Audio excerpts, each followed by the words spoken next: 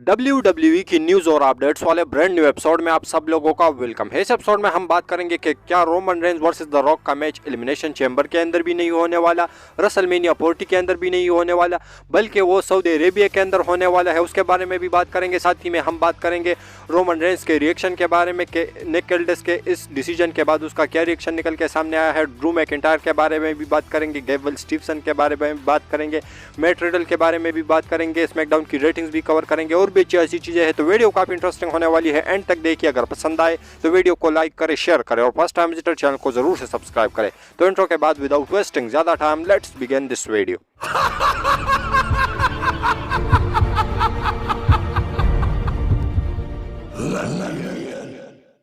तो सबसे पहले स्टार्ट करते हैं स्मैकडाउन की रेटिंग्स के साथ। तो इस हफ्ते की जो स्मैकडाउन की रेटिंग्स थी वो काफ़ी कमाल धमाल आई है। और पिछले हफ्ते की अगर हम बात करें तो वो बेस्ट ऑफ शोज था, तो उसकी 1.3 मिलियन आई थी। लेकिन इस हफ्ते की अगर हम बात करें तो इसकी जो रेटिंग्स है वो काफ़ी कमाल धमाल आई है और 2.33 मिलियन व्यूज़ इस स्मैकडाउन को मिले हैं, जो कि डिजर्विंग रेटिंग्स है। और साथ ही मैं आप लोगों को एक और भी बात बताता चलूँ कि ये जो स्मैकडाउन है ये वैंकूवर से हुआ था। तो ऐसे में अब तक के WWE के जितने भी शोज़ हुए हैं इस अरीना के अंदर, तो ये अब तक के सबसे ज़्यादा कमाई करने वाला स्मैकडाउन बन चुका है। तो आप लोग इसके बारे में क्या कहोगे? इसके साथ हम बात करते हैं अपनी नेक्स्ट अपडेट के बारे में, जो कि जुड़ा हुआ है शार्लेट फ्लेयर से।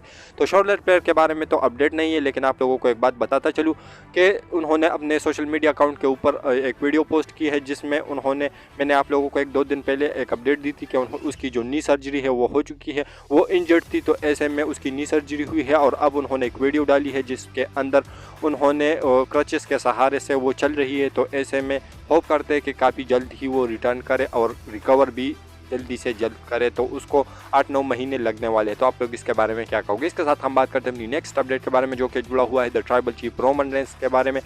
तो the tribal chief Roman Reigns का जो नया मर्चेंडाइज है वो WWE ने निकाल दिया है। आप लोगों को इस समय WWE के शॉप के ऊपर देखने को मिलेगा और मैं आप लोगों को यहाँ पर उसकी फ़ोटो भी लगा दूंगा। और साथ ही मैं आप लोगों को एक चीज़ और भी बताता चलूँ कि जिमी ऊसो का भी एक नया मर्चेंडाइज WWE ने निकाला है। तो वो क्या है वो भी आप लोग इस समय अपनी स्क्रीन के ऊपर देख रहे होंगे।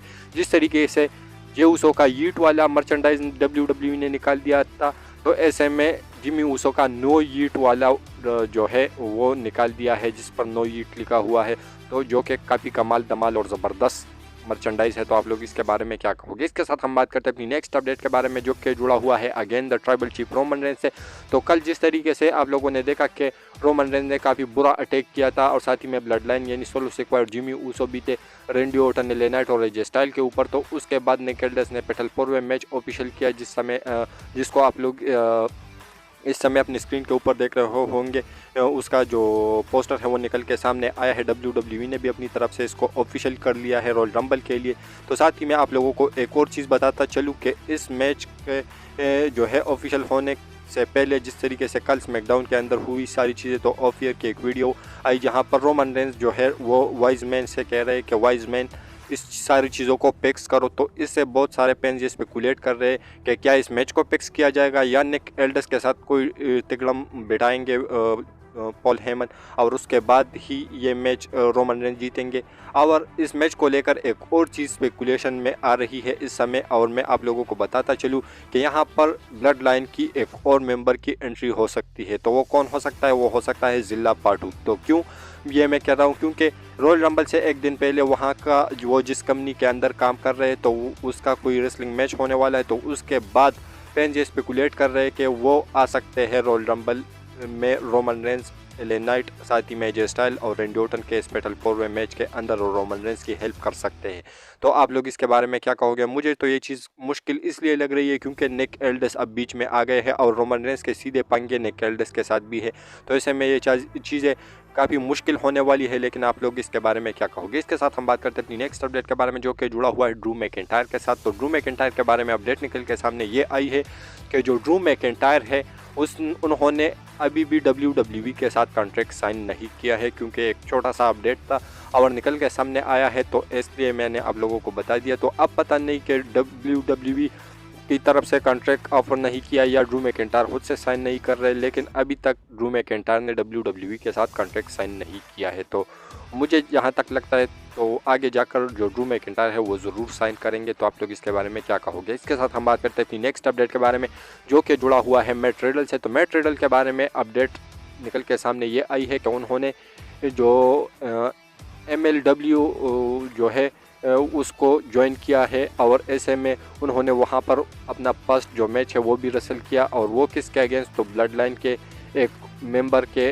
अगेंस्ट, और वो मेंबर कौन है? तो वो है जेकब पार्टू। तो जेकब पार्टू के साथ मैटेरियल का मैच था, और इस मैच के अंदर जो मैटेरियल है वो जीत जाते हैं। तो मैटेरियल ने अपना फर्स्ट मैच WWE के बाहर रसल भी किया और जीत भी लिया। तो आप लोग इसके बारे में क्या कहोगे? इसके साथ हम बात करते हैं अपनी नेक्स्ट अपडेट के बारे में, जो कि जुड़ा हुआ है गेबल स्टीवसन से। तो गेबल स्टीवसन जो थे वो पहले काफ़ी हाइप में थे। 2K ओलंपिक्स के अंदर उन्होंने गोल्ड मेडल जीता था। कुछ लोग तो उसको जो है कोर्ट एंगल से भी कंपेयर कर रहे थे, लेकिन बाद में ये सारी जो चीज़ें हैं वो डाउन हुई, हाइप पूरा डाउन हुआ, पूरा डेड हुआ। उसके बाद कोई भी अपडेट नहीं आ रही थी। लेकिन अब आप लोगों को बताता चलूँ कि कल स्मैकडाउन के ख़त्म होने के बाद उन्होंने डार्क में सेड्रिक अलेक्जेंडर के साथ मैच रसल किया था। तो आप लोग इसके बारे में क्या कहोगे? अब मुझे लगता है WWE उसको धीरे धीरे ट्रेंड कर रही है, तो आगे जाकर आप लोगों को वो मेन शो या यानी स्मैकडाउन या मंडे नाइट रॉ का पार्ट होते हुए नज़र आ सकते हैं। तो आप लोग उसकी फर्स्ट फ्यूड मेन रोस्टर में किसके अगेंस्ट देखना चाहोगे? उसके बारे में भी अपनी राय नीचे कमेंट सेक्शन में ज़रूर दीजिए। इसके साथ हम बात करते हैं अपनी नेक्स्ट अपडेट के बारे में, जो कि जुड़ा हुआ है केविन ओवेंस और लोगन पॉल के मैच से। तो जिस तरीके से आप लोगों ने देखा कि कल केविन ओवेंस ने सैंटोस एस्कोबार को हराया फाइनल में, और वो बन गए number 1 contender for the United state championship, जो कि वो फेस करेंगे रॉयल रंबल में लोगन पॉल को। तो ऐसे में लोगन पॉल उसके बाद आए और उसके ऊपर उन्होंने एक भूसा लगाया उसके मुंह के ऊपर। तो इसको लेकर लोगन पॉल ने रिएक्शन दिया है, और उन्होंने सिंपली अपना जो वो फोटो है जहां पर उसको मुक्का लगा तो वो पूरा लाल लाल पड़ा है, आप लोगों को लोगन पॉल के सोशल मीडिया अकाउंट्स के ऊपर देखने को मिलेगा। और इसके नीचे कैप्शन में लिखा हुआ है, ही एक्चुअली गॉट मी। तो ये चीज़ें उन्होंने लिखी है। तो ऐसे में इसका कहने का, लोगन पॉल के कहने का मतलब यही है कि उन्होंने सही में मुझे मारा है और मुझे लगी है। तो ऐसे में ये उन लोगों के लिए मैसेज है जो लोग कहते हैं कि WWE स्क्रिप्टेड है, ये सारी चीज़ें लगाते हैं। तो आप लोगों को बताता चलूँ कि जितनी भी चीज़ें स्क्रिप्टेड हो, कभी ना कभी कहीं ना कहीं किसी को ज़रूर मार पड़ सकती है। तो लोगन पॉल और केविन ओवेंस का मैच जो है रॉयल रंबल के अंदर होने वाला है, और ये एक बैंगर मैच होगा। और देखना ये इंटरेस्टिंग रहेगा कि यहाँ पर WWE विक्ट्री किसके हाथ में तमाती है। तो आप लोग इसके बारे में अपनी राय नीचे कमेंट सेक्शन में ज़रूर दीजिए। इसके साथ हम बात करते हैं अपनी नेक्स्ट अपडेट के बारे में, जो कि जुड़ा हुआ है द रॉक से। तो द रॉक के बारे में अपडेट निकल के सामने ये आई है कि बहुत सारे फैंस कहते हैं कि भाई इसका जो रिटर्न है वो सरप्राइज़ क्यों होता है, WWE जो है पहले से अनाउंस क्यों नहीं करती जॉन सीना या बाकी सुपरस्टार की तरह। तो ऐसे में मैं आप लोगों को बताता चलूँ कि डेव मेल्जर जो है उन्होंने इसके रिगार्डिंग अपनी जो राय है वो दी है। उसमें उन्होंने बताया कि WWE रॉक के रिटर्न को एंजॉय करना चाहती है, और उसके जो रिटर्न है वो सरप्राइज़ इसलिए होते हैं क्योंकि WWE एक बड़ा सरप्राइज़ देना चाहती है फैंस को। तो इस वजह से रॉक का रिटर्न जो है वो सरप्राइज़ होता है। तो आप लोग इसके बारे में क्या कहोगे? और साथ ही में आप लोगों को ये भी बताता चलूँ कि जो रॉक का रिटर्न की वीडियो है उस पर अभी तक 171 मिलियन व्यूज़ आ चुके हैं। तो आप लोग इससे अंदाज़ा लगा सकते हो कि अगर WWE पहले से अनाउंस करती तो फिर इतने व्यूज़ नहीं आते। तो आप लोग इसके बारे में क्या कहोगे? इसके साथ हम बात करते हैं Bobby Lashley our Street Profits versus Karrion Kross and AOP। तो जिस तरीके से आप लोगों ने कल देखा कि कैरन क्रॉस और एकमेन रेज़ार ने उनके ऊपर अटैक किया, बॉबी लैशली के ऊपर, स्ट्रीट प्रॉफिट्स के ऊपर, तो इसके ऊपर जो है रिएक्शन निकल के सामने आया है कैरन क्रॉस का भी और बॉबी लैशली का भी। तो कैरन क्रॉस ने happy new year to WWE लिखा हुआ है, और साथ ही में उन्होंने वो भूतिया वाली इमोजी लगाई है, और साथ ही में वो उसकी जो क्लॉक होती है टिकटॉक वाली उसकी भी इमोजी लगाई है। तो ऐसे में जो है इसके ऊपर रिएक्शन निकल के सामने आया है बॉबी लैशली का भी। तो बॉबी लैशली जो है उन्होंने सिंपली रिएक्शन ये दिया है अपने ट्विटर अकाउंट के ऊपर कि उन्होंने अपनी बारी ले ली, उन्होंने जो किया अच्छा किया, लेकिन अब मेरी बारी है और देखना कि मैं उसके साथ क्या करता हूं। तो ये कुछ लिखा हुआ है बॉबी लैशली ने अपने ट्वीट के अंदर। तो आप लोग इसके बारे में क्या कहोगे? और मुझे सिंपली मैं आप लोगों को ये बता दूं कि इस फ्यूड के लिए मैं काफ़ी ज़्यादा एक्साइटेड हूं, क्योंकि दोनों ही टीमें काफ़ी तगड़ी है। एक नई नवेली जो कि WWE ने उसको अनाउंस किया, या एक नई नवेली जिसको WWE ने किया और साथ ही में बॉबी लेस्ली वाली फैक्शन जिसको अभी तक ऐसा कोई तगड़ा अपोनेंट नहीं मिला, जो कि वो भी नहीं है, लेकिन जो कैरन क्रॉस और AOP वाली फैक्शन है तो वो काफ़ी कमाल की होने वाली है, बिल्कुल नई है। तो ऐसे में इसका WWE नाम क्या रखेगी तो उसके बारे में भी सोचेंगे WWE, लेकिन ये फ्यूड अगर होती है तो फिर डेफिनेटली एक बैंगर और कमाल की फ्यूड होने वाली है, आगे WWE के नए फैंस को भी अट्रैक्ट कर सकती है और मैं काफ़ी ज़्यादा एक्साइटेड हूँ इस फ्यूड के लिए। तो आप लोग इसके बारे में क्या कहोगे? इसके साथ हम बात करते हैं आज की फाइनल अपडेट के बारे में, जो कि जुड़ा हुआ है the tribal chief Roman Reigns versus the rock के मैच से। तो ये मैच अगर मैं आप लोगों को बता दूं कि ना ही एलिमिनेशन चैम्बर में WWE करवाएगी, ना ही रेसलमेनिया 40 के अंदर। क्यों? क्योंकि इसके रिगार्डिंग एक अपडेट निकल के सामने आई है कि ये मैच जो है WWE सऊदी अरेबिया के अंदर भी करवा सकती है और मे भी ये आप लोगों को नाइट ऑफ चैंपियन या क्राउन ज्वेल के अंदर भी देखने को मिल सकता है। तो वो क्यों? क्योंकि पहले जो सऊदी अरेबिया वाले होते थे वो हॉलीवुड के सुपरस्टार को ज़्यादा रेफर नहीं करते थे। तो ऐसे में हाल फिलहाल में जिस तरीके से मैंने आप लोगों को बताया कि जो जॉन सीना है वो साल 2023 के अंदर क्राउन ज्वेल में उन्होंने मैच रसल किया सोलो सिक्वाई के अगेंस्ट।